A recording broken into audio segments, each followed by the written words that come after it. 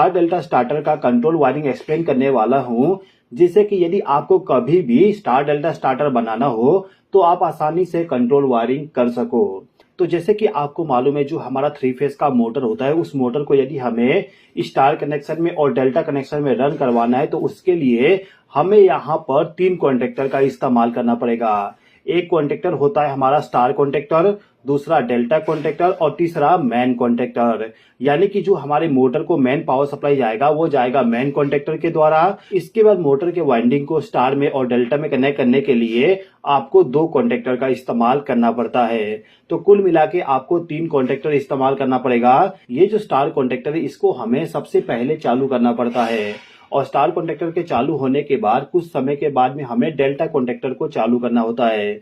तो कुछ समय के बाद में डेल्टा कॉन्टेक्टर को चालू करने के लिए हमें एक टाइमर का इस्तेमाल करना पड़ेगा। यहाँ पे जो आप टाइमर इस्तेमाल करोगे ये टाइमर आपका ऑन डिले टाइमर होना चाहिए। अब इन सभी के अलावा आपको एक ओवरलोड रिले का भी इस्तेमाल करना पड़ेगा, जिसके द्वारा हम मोटर को प्रोटेक्ट करते हैं ओवर करंट से। अब जो आपका मोटर है उसको चालू करने के लिए स्टार्ट पुश बटन इस्तेमाल कर लीजिएगा और बंद करने के लिए स्टॉप पुश बटन का इस्तेमाल कर लीजिएगा। इसके अलावा आपको एक और इलेक्ट्रिकल कंपोनेंट इस्तेमाल करना पड़ेगा, वो होगा 2 पोल का एमसीबी। 2 पोल का एमसीबी के द्वारा हम पावर सप्लाई को आगे डिस्ट्रीब्यूट करेंगे। ओके, अब ये जो एमसीबी है इसको आप सबसे पहले इनकमिंग पावर सप्लाई लाके कनेक्ट कर दीजिएगा। अब ये जो फेज सप्लाई है इसका आउटपुट पावर सप्लाई हमें इस पॉइंट पे मिलेगा, तो इससे एक वायर को कनेक्ट करके ले जाएंगे और ओवरलोड रिले के 95 नंबर के टर्मिनल के साथ कनेक्ट कर देंगे। ओवरलोड रिले का 95 और 96 नंबर का जो टर्मिनल होता है वो होता है एनसी कॉन्टैक्ट। और इलेक्ट्रिकल सर्किट में यदि हमें इंटरलॉकिंग इस्तेमाल करना है यानी कि प्रोटेक्शन इस्तेमाल करना है तो वहां पे हमें एनसी कॉन्टैक्ट का ही इस्तेमाल करना पड़ता है। ओके, तो हमने इनपुट पावर सप्लाई दे दी है 95 नंबर के टर्मिनल पे। अब 96 नंबर के टर्मिनल से एक वायर को कनेक्ट करिए और इसको ले जाके स्टॉप पुश बटन के साथ कनेक्ट कर दीजिए। अब इस स्टॉप पुश बटन से जो पावर सप्लाई मिलेगा आपको उसको ले जाके स्टार्ट पुश बटन के साथ कनेक्ट करना है और यहां से एक वायर को कनेक्ट करके इसको ले जाके आप कॉन्टेक्टर के साथ में कनेक्ट कर दीजिए। मैंने अभी के टाइम पे कॉन्टेक्टर के A1 टर्मिनल पे कनेक्ट कर दिया, यानी कि फेज सप्लाई यहाँ पे आ जाएगा। अब ये जो कॉन्टेक्टर है इसको यदि आपको चालू करना हो तो इसको आपको न्यूट्रल पावर सप्लाई भी देना होगा। तो यहां से एक वायर को कनेक्ट करके ले जाएंगे और इसको ले जाके डायरेक्टली इस कॉन्टेक्टर के A2 टर्मिनल के साथ कनेक्ट कर देंगे, यानी कि इसको हमने फेज सप्लाई और न्यूट्रल सप्लाई दोनों प्रोवाइड कर दिए। वैसे तो जो आपका स्टार डेल्टा स्टार्टर होती है उसमें आपको सबसे पहले स्टार कॉन्टेक्टर को चालू करना होता है और इसके चालू होने के बाद आपको मेन कॉन्टेक्टर को चालू करना होता है। अब इस कॉन्टेक्टर को होल्ड करने के लिए हमें होल्डिंग सर्किट बनाना होगा। तो होल्डिंग सर्किट बनाने के लिए इस कॉन्टेक्टर का आपको एनो कॉन्टेक्ट इस्तेमाल करना है। तो आप क्या करोगे, यहां से एक वायर को कनेक्ट करिए और इसको ले जाके एनो कॉन्टेक्ट के साथ कनेक्ट कर दीजिए।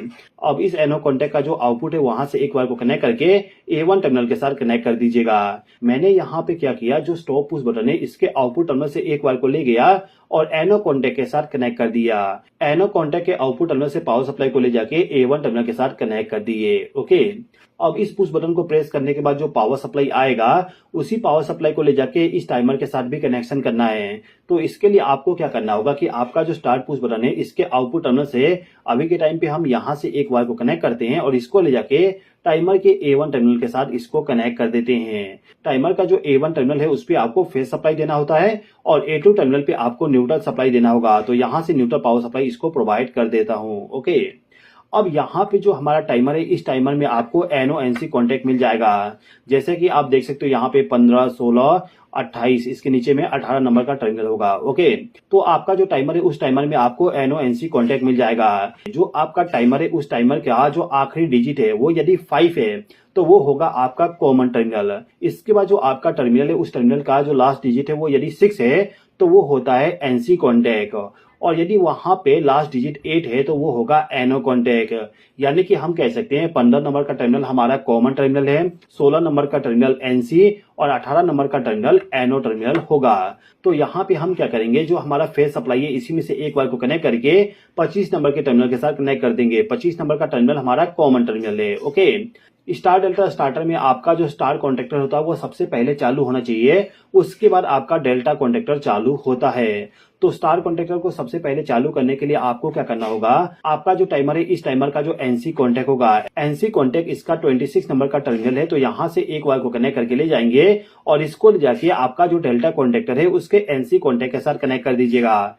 यहाँ पे हमने डेल्टा कॉन्टेक्टर का एनसी कॉन्टेक्ट इसलिए इस्तेमाल कर रहे हैं जिससे कि आपका स्टार कॉन्टेक्टर और डेल्टा कॉन्टेक्टर दोनों एक साथ चालू ना हो जाए। ओके, तो हमने यहाँ पे इनपुट पावर सप्लाई दे दी है, इसका आउटपुट हमें इस पॉइंट पे मिलेगा, तो यहाँ से एक वायर को कनेक्ट करके ले जाएंगे और इसको ले जाके कॉन्टेक्टर का जो A1 टर्मिनल है इसके साथ इसको कनेक्ट कर देंगे। ओके, अब ये जो कॉन्टेक्टर है इसको हम डायरेक्टली न्यूट्रल पावर सप्लाई यहाँ से प्रोवाइड कर देते हैं। अब ये जो डेल्टा कॉन्टेक्टर है इसको भी हम यहाँ से न्यूट्रल पावर सप्लाई प्रोवाइड कर देते हैं। अब हमें केवल इस कॉन्टेक्टर के A1 टर्मिनल पे फेज सप्लाई देना है, तो फेज सप्लाई देने के लिए हम क्या करेंगे, जो हमारा टाइमर है इस टाइमर का जो एनो कॉन्टेक्ट है, एनो कॉन्टेक्ट इसका 28 नंबर का टर्मिनल है, तो इस टर्मिनल से एक वायर को कनेक्ट करके ले जाएंगे और इसको ले जाके सबसे पहले आपका स्टार कॉन्टेक्टर जो है उसके एनसी कॉन्टेक्ट के साथ कनेक्ट कर दीजिएगा। स्टार कॉन्टेक्टर का एनसी कॉन्टेक्ट हम इंटरलॉकिंग के लिए इस्तेमाल कर रहे हैं। ये जो एनसी कॉन्टेक्ट है इसका आउटपुट हमें इस पॉइंट पे मिलेगा, तो इस पॉइंट से एक वायर को कनेक्ट करके ले जाएंगे और इसको ले जाके डेल्टा कॉन्टेक्टर के A1 टर्मिनल के साथ कनेक्ट कर देंगे।